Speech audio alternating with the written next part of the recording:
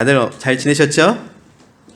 네, 오늘은 우리 연속으로 사도행전 4장 말씀을 함께 보려고 합니다. 예, 여러분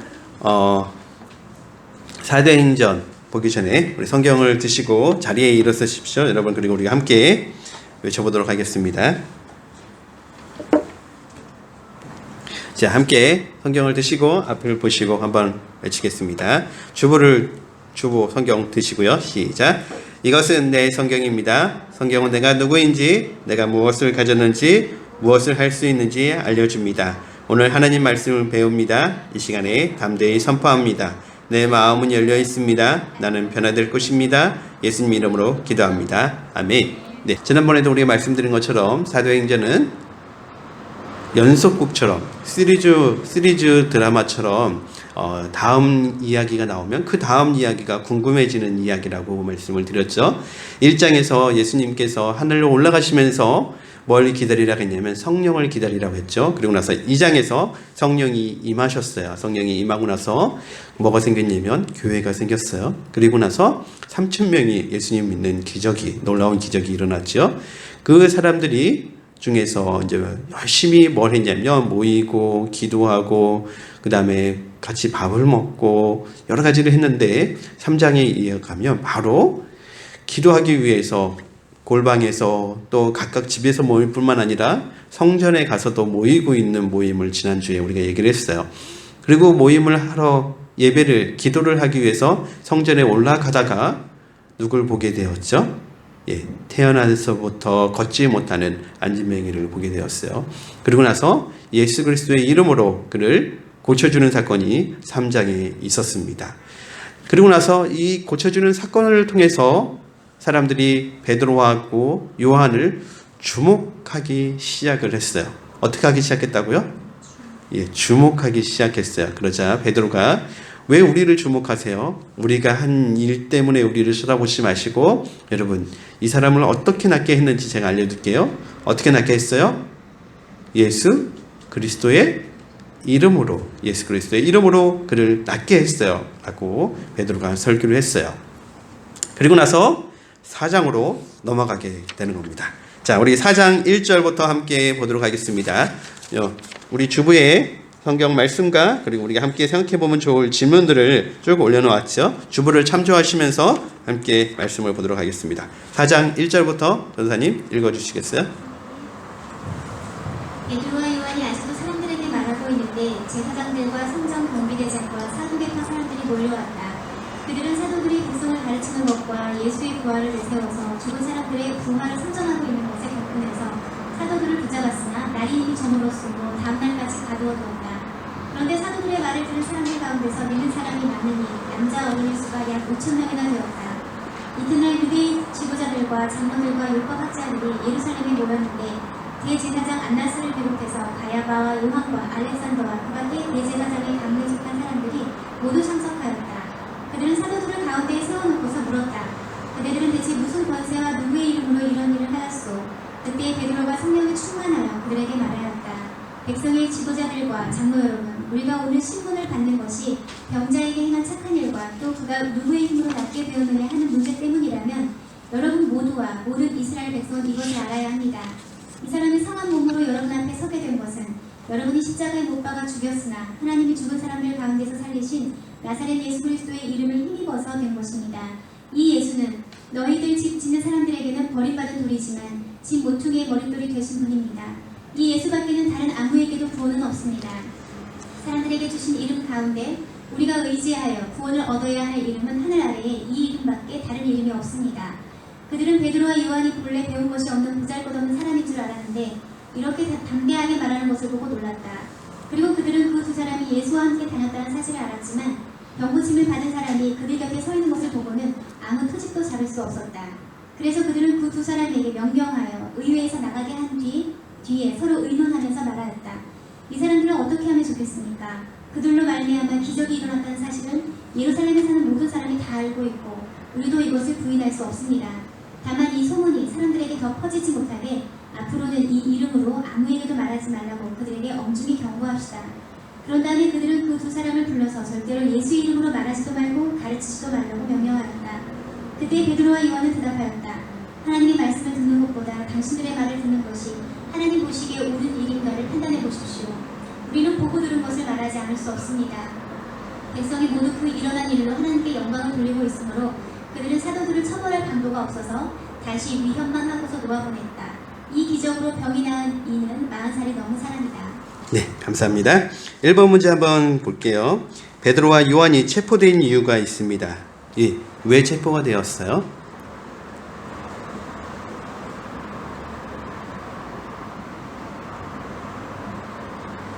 부활을 선전하고 있습니다. 네, 예수님의 부활을 선전하고 가르치고 있었어요. 예수님의 부활을 선전하고 가르치고 있으니까 예수님을 체포하게 되었어요. 자, 지난주 말씀을 한번 생각해 보시면 안진뱅이를 일으켜 세웠어요. 그러자 모든 사람들이 베드로와 요한을 집중해서 쳐다보게 되었어요. 그러자 베드로 요한이 왜 우리를 쳐다보세요? 우리가 가지고 있는 능력이 아니라 예수 그리스도의 능력이에요. 그러면서 예수님이 누군지에 대해서 사람들에게 가르치고 예수님은 부활하신 분이십니다 라고 이야기를 하기 시작했어요. 그러자 종교 지도자들이 누구를 체포했어요? 베드로와 요한을 체포하게 되었다는 거예요. 자, 두 번째 문제 볼까요? 이튿날 유대 지도자들은 대제사장 안나스를 비롯해서 가야바, 요한, 알렉산더라는 사람이 체포하게 되는데 이 사람들은 누굴까요? 예, 6장에 나오는 이 사람들은 도대체 누구였을까요?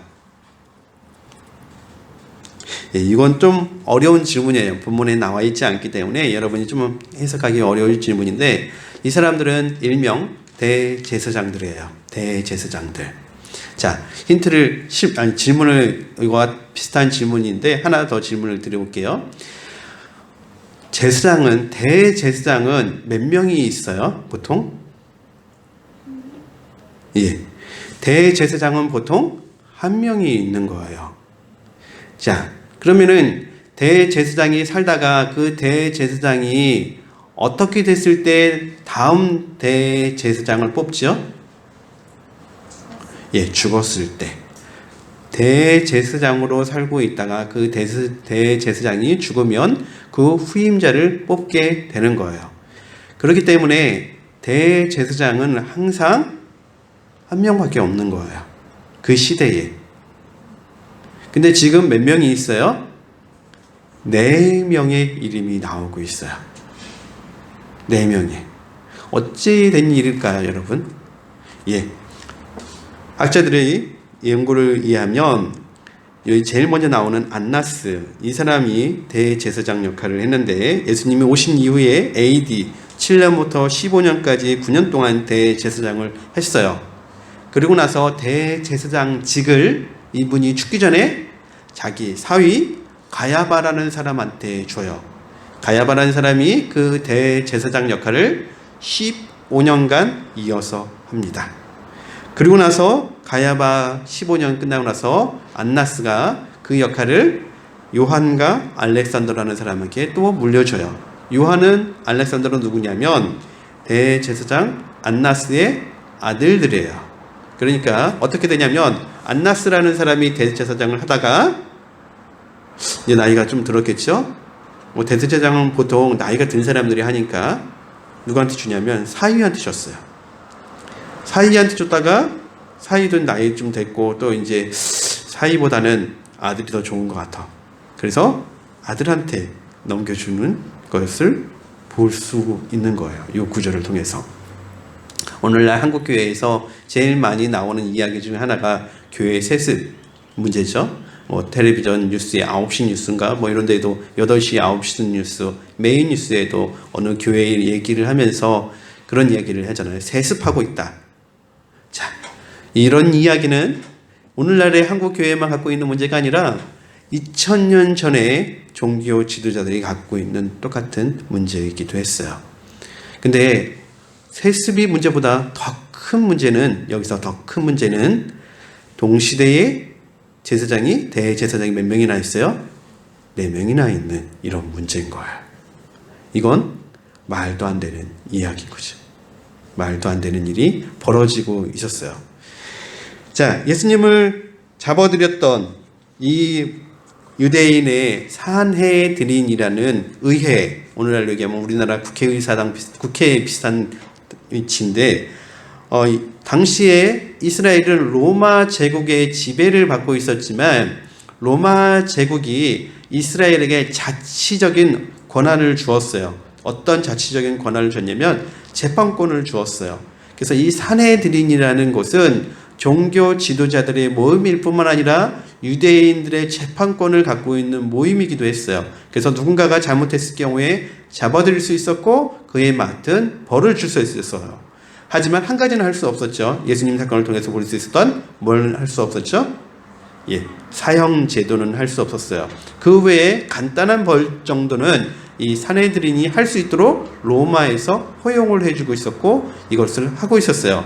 이 산헤드린에는 70명 정도의 종교 지도자들이 모이는데 주 2개의 파로 나눠져 있다고 해요. 사두개파, 제사장들을 중심으로 한 사두개파, 그리고 말씀 연구만 중심으로 하고 있는 바리새파, 이 두 그룹으로 이루어져 있다는 것을 성경에서 계속 얘기를 하고 있어요. 그래서 예수님 심판할 때 그리고 바울을 심판할 때 계속 나오는 거예요. 여러분이 참고로 아셨으면 좋겠어요.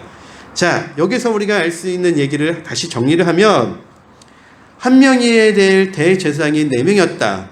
자, 무슨 얘기겠죠? 종교 지도자들이 있지만 종교 지도자들 모임 자체가 부패했다라는 것을 알 수 있죠. 3절 볼게요. 3번 문제 볼게요. 그대들은 대체 무슨 권세와 누구의 이름으로 이런 일을 하였소라고 질문합니다. 여기에 대해서 베드로는 뭐라고 대답하고 있죠? 예수님의 이름으로 이 일을 했다라고 얘기를 하고 있어요. 자, 베드로와 요한이 잡히기 전에 베드로와 요한이 했던 일은 평생 동안 걷지 못한 사람을 걷게 하는 일이었어요. 그러자 사람들이 베드로 요한을 주목해서 봤다고 했죠.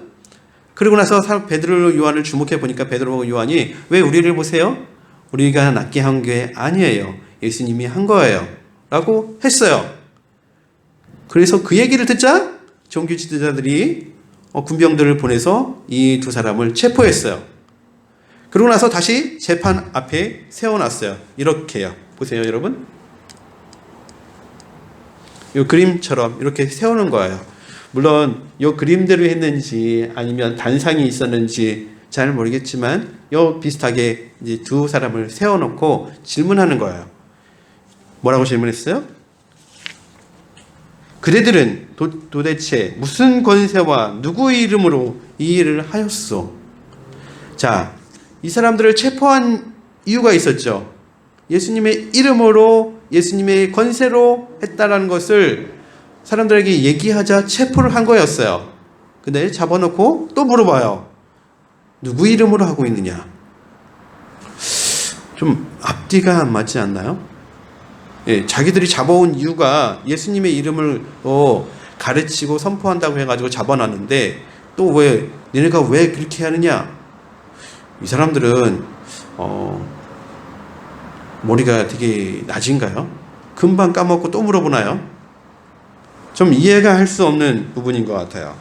그만큼 종교 지도자들은 말도 안 되는 이유로 이 제자들을 잡아놨다는 것을 우리는 이 부분에서 또한 엿볼 수 있는 것 같아요. 4번 문제 볼까요? 종교 지도자들은 전도자들에게 예수의 이름으로 전하지 말라고 경고해요.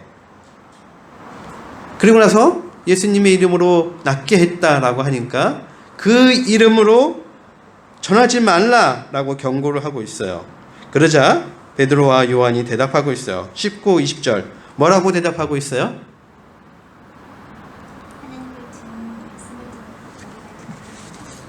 네, 하나님의 말씀을 듣는 것보다 당신들의 말을 듣는 것이 하나님 보시기에 옳은가 판단해 보시오. 우리는 보고 들은 것을 말하지 않을 수 없습니다 라고 얘기를 하고 있어요.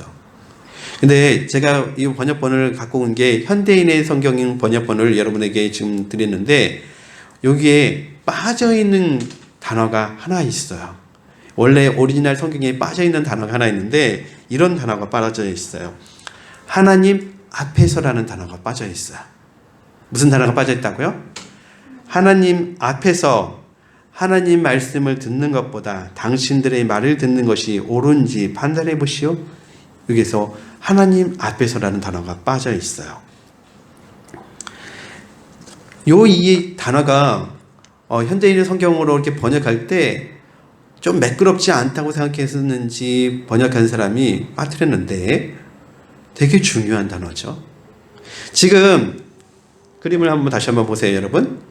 이걸 뭐로 표현했으냐면 제자들은 베드로와 요한은 재판석에 있는 거예요. 재판석에 있고 종교 지도자들, 저 앞에 앉아 있는 종교 지도자들은 이 두 사람을 신문하고 있어요. 그러면서 얘기를 해요. 당신들은 죄가 있어. 당신들은 이 죄를 당신들은 유죄요. 하지만 당신들에게 이것만 하면 풀어주겠어. 라고 얘기하는 거예요. 그러면서 얘기하는 게 뭘 하라고 했냐면 예수 그리스도의 이름으로 뭘 했다라는 것만 하지 마라. 라고 얘기를 했어요. 그러자 이 제자들이 알겠습니다. 한다더니 깨갱 하는 게 아니라 어떻게 하냐면 이렇게 얘기해요. 하나님 앞에서 하나님 말씀 듣는 것이 옳소. 당신들 말을 듣는 것이 옳소. 이렇게 얘기를 해요. 자, 이 제자 베드로의 대답을 다시 한번 생각해 보면 법정 용어를 사용해서 이야기를 하고 있는 거예요. 지금 재판석에 있는데 지금 재판석에는 종교 지도자들이 재판 상석에 있고 베드로와 요한이 신문을 받고 있는 거예요. 근데 베드로와 요한은 지금 거꾸로 얘기하는 거예요. 당신들하고 나하고 해서 당신들이 재판관이고 우리가 신문 받는 위치라고 당신들은 얘기하고 있는지 모르지만 우리 다 하나님 앞에 있어. 하나님이 재판석에 계신 거고 당신들은 검사석에, 나는 변호인석에 있는 거예요. 하나님 앞에서 볼 때 검사 당신들의 말이 맞나, 변호인 내 편이 맞나 한번 생각해 보세요. 라고 하면서 이야기하고 있는 거예요. 베드로의 이 말은 굉장히 놀라운 접근이죠. 이 사람들은 분명히 재판석에 서 있는데 이 사람은 이걸 뒤집어서 얘기를 하고 있는 거예요. 당신들이 우리를 신문한다고요?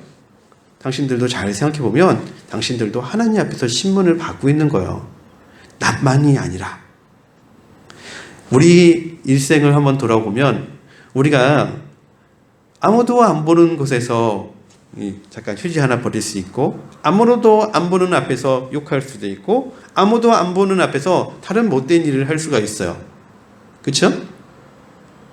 아무도 안 보니까 뭐 이 정도는 괜찮겠지라고 생각할 수 있는 것들이 우리에게도 있잖아요. 베드로와 요한은 여기서 우리가 서져 있는 어떤 상황이든지 간에 우리가 서 있는 그곳엔 하나님이 계시고 하나님 우리를 보고 계시다라는 믿음을 표현하고 있는 거예요. 되게 멋있지 않아요, 여러분? 저는 이런 생각을 했다는 베드로, 요한, 머리가 엄청 좋은데 이런 생각도 들고, 또 한편으로는 믿음이 정말 탁월하다. 어떻게 이런 대단한 믿음을 가지고 있을 수가 있었을까? 예수님이 십자가에 달려 돌아가셨을 때 제자들의 모습은 뭐였어요? 도망가는 모습이었어요. 근데 지금 제자들의 모습은 뭐예요? 당신들이나 나나 똑같아. 하나님 앞에서 나는 뭐 겁날 게 없어 하고 있는 당당한 모습을 볼 수 있죠. 예. 우리가 어느 곳에서든지 하나님 앞에 당당해야 되겠죠, 여러분? 여러분 당당하게 하나님 앞에서 잘 사시고 계시겠죠, 여러분? 잘 사시고 계시면 아멘 한번 해볼까요? 잘 살고 계시죠? 아멘. 네. 그 다음 말씀 보겠습니다. 23절부터 전사님 읽어주세요.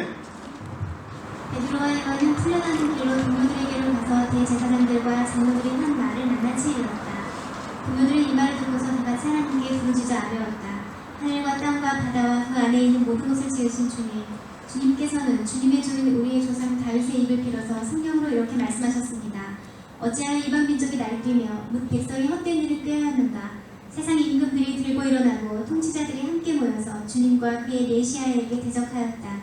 사실 헤롯과 본디오 빌라도가 이방 사람들과 이스라엘 백성과 한패가 되어 이 성에 모여서 주님께서 기름 부으신 거룩한 종 예수를 대적하여 주님의 권능과 뜻으로 미리 정하여 두신 일들을 모두 행하였습니다.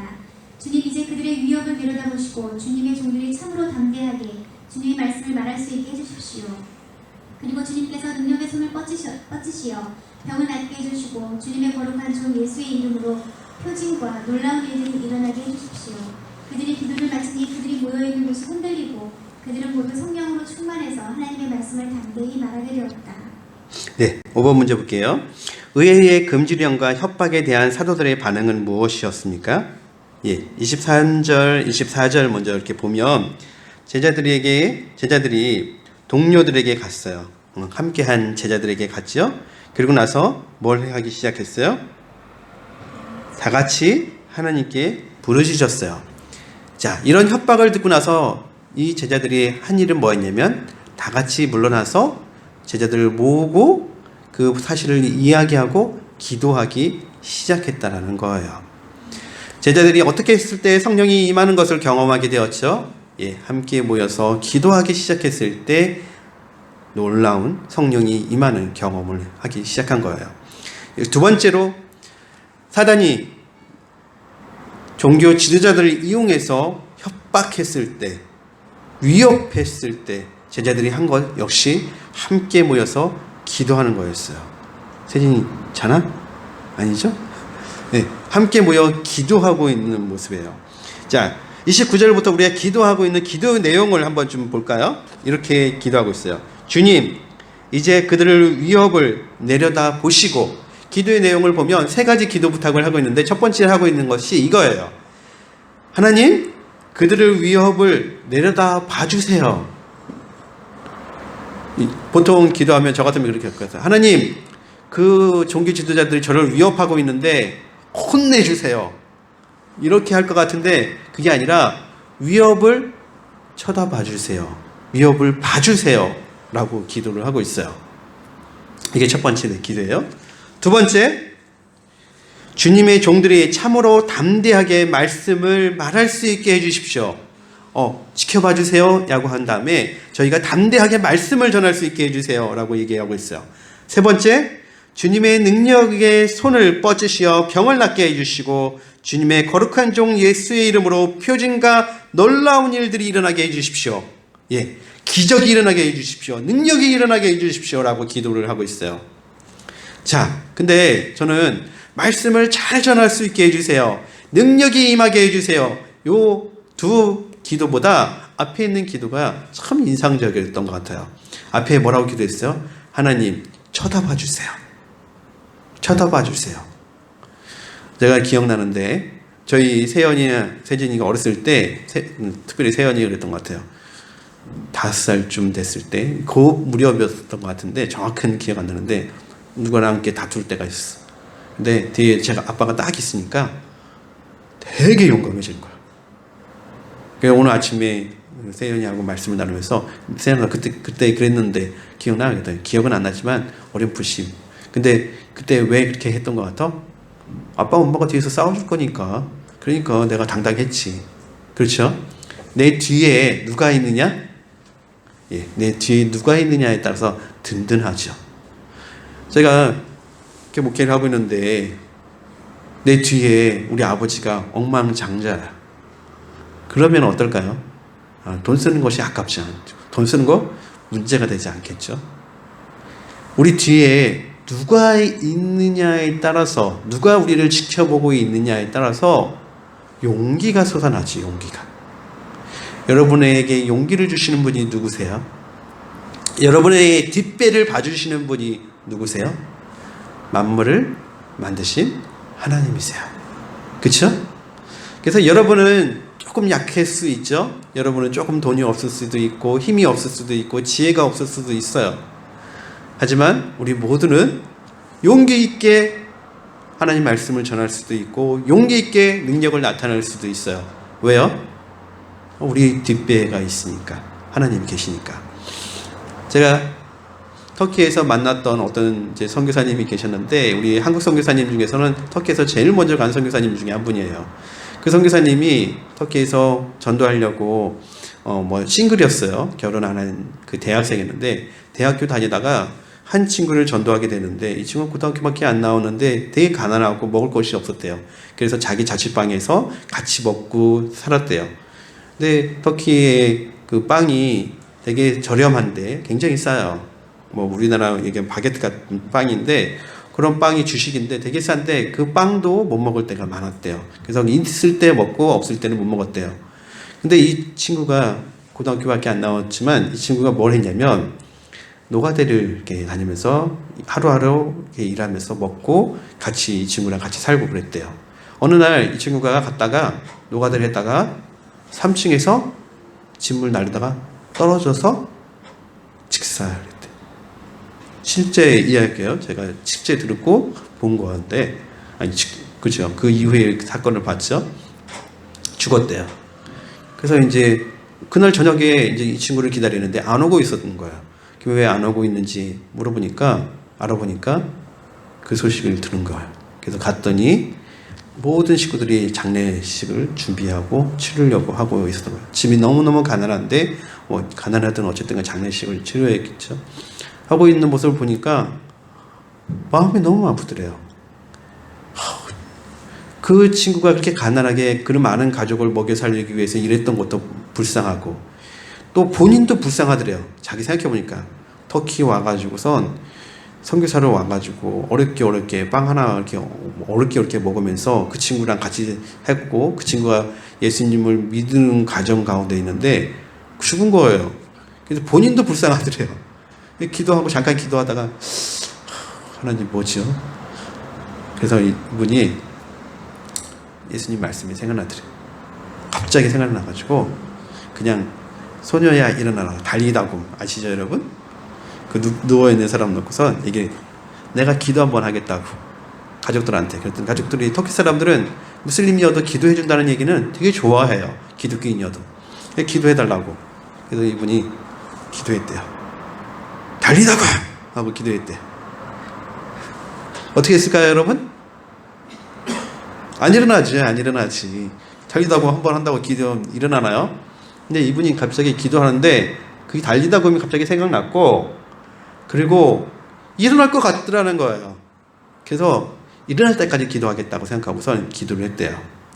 그렇게 한 30-40분 이상을 기도를 했대요. 계속 기도하고 달리다고 기도하고 달리다고 갑자기 무슨 일이 일어났을까요? 진짜로 일어났어. 그 가족이 어떻게 됐을까요? 다 예수님 믿었어요. 그 가족이. 제가 그 형제님 잘 알거든요. 지금은 터키 교회에서 목사님 역할을 하고 있는 형제님인데 잘 알아요. 되게 착해요. 고등학교밖에 안 나오시고 이렇게 가진 것은 지식은 많지 않지만 되게 착한 목사님이 되셨어요. 제가 터키에서 본 제일 착한 목사님이에요. 그죠? 네. 여기도 잘 알거든요. 우리 봤거든요, 같이. 근데 그 선교사님이 이 말씀 보는데 생각나는 거예요. 우리 뒷배가 누구냐? 하나님. 한번 해보자. 어차피 죽은 사람이에요. 그쵸? 안 되면 어떻게 해요? 어차피 죽은 사람인데 그냥 해보자 생각해서 그냥 해봤대요. 그랬더니 일어나더래요. 여러분, 우리 하나님이 여러분의 뒷배가 되시는 거예요. 하나님이 여러분을 쳐다보고 계신 거예요. 이렇게 요즘에 이렇게 하더라고. 이렇게 내가 널 쳐다보고 있어. 하나님이 우리를 쳐다보고 계시죠. 그래서 우리가 날마다 잘 사는 거였고 날마다 기적을 경험하는 거예요. 우리 채민이도 여기 있지만 우리 채민이 의사가 살렸어요.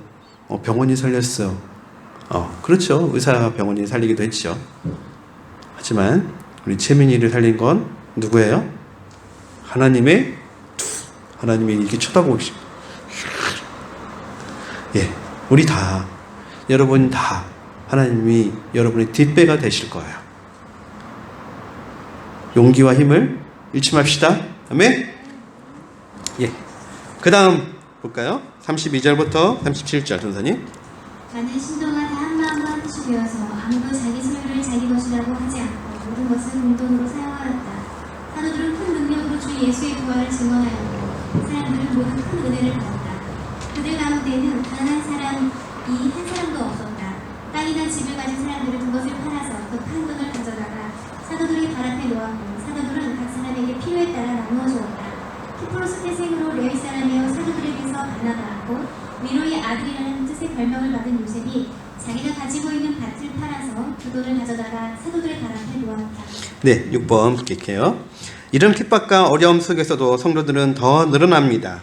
모두 몇 명이 성도가 되었을까요? 자, 몇 명이 성도가 되었을까요, 여러분? 4절 그리고 2장 41절 보시면 알 수 있는데요. 제자들이 처음에 몇 명이 모여서 기도하기 시작했죠? 300명이 모여서 기도했다고 써 있죠. 그리고 나서 몇천 명이 베드로의 설교 듣고서 몇 명이 예수님 믿게 되었어요? 3,000명. 그게 2장 41절이죠. 그리고 나서 오늘 몇 명이 예수님을 믿었다고 해요?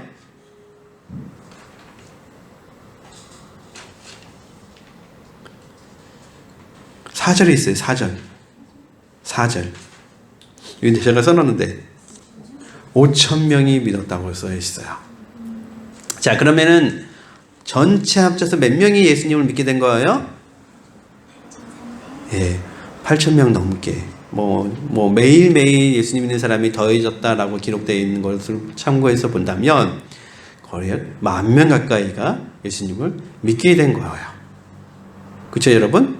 두 가지 사건으로 엄격하게 많은 성도가 늘기 시작했어요. 오순절날 성령이 임했을 때, 그리고 안진뱅이를 고친 이 사건 이후에 많은 사람들이 예수님을 믿게 되었어요. 예루살렘에는 평상시에 몇 명 정도가 살았다고 말씀드렸어요? 대략 3만 명 정도가 살았다고 말씀을 드렸어요. 그런데 이제 명절 되면 10만 명 가까이 될 수도 있겠었겠지만 3만 명 가까이 살았는데 10,000명 정도가 믿었다. 그럼 몇 명이 믿은 거예요? 3분의 1이 믿은 거예요. 물론 오순절 때 믿었던 사람들 중에서는 대부분 자기 나라로 흩어져서 돌아갔을 거예요. 각 나라별로. 그래서 몇 명 안 남았다고 치자고요. 그리고 오늘 또 5,000명이 믿었다고 치자고요. 3만 명 가운데 5,000명이라고 해도 6분의 1이에요. 엄청나게 많은 사람들이 예수님을 믿게 된 거예요. 그렇죠, 여러분? 엄청나게 많은 사람들이 예수님을 믿게 된 거예요. 근데 그 다음 문제 볼까요?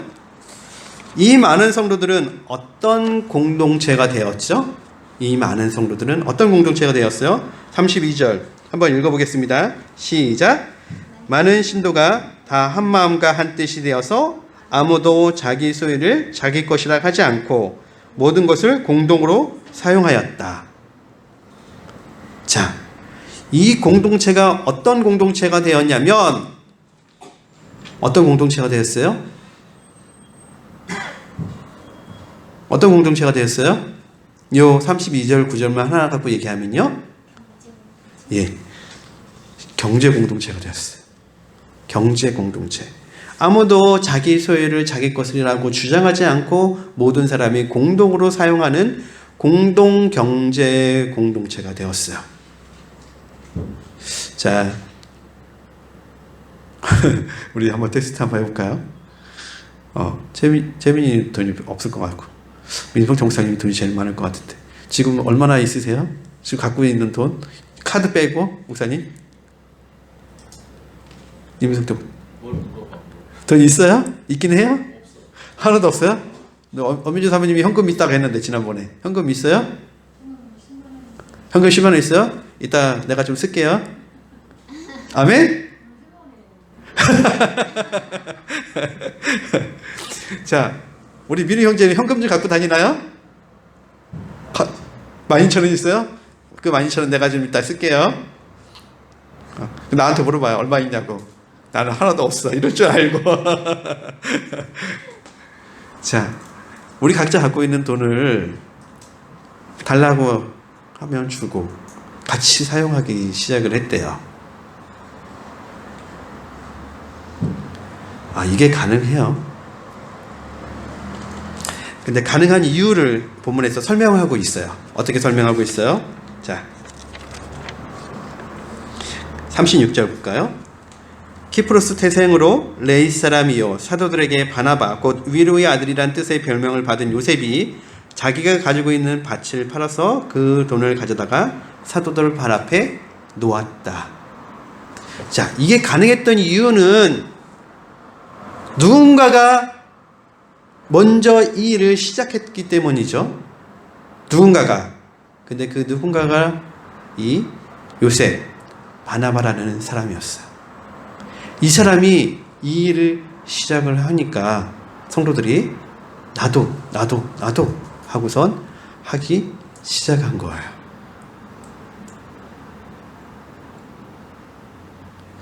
존 웨슬리라는 요한 웨슬리, 감리교를 만드신, 본인은 감리교라고 하지 않았지만 어쨌든 간에 그분의 한 말이 이런 말이 있어요.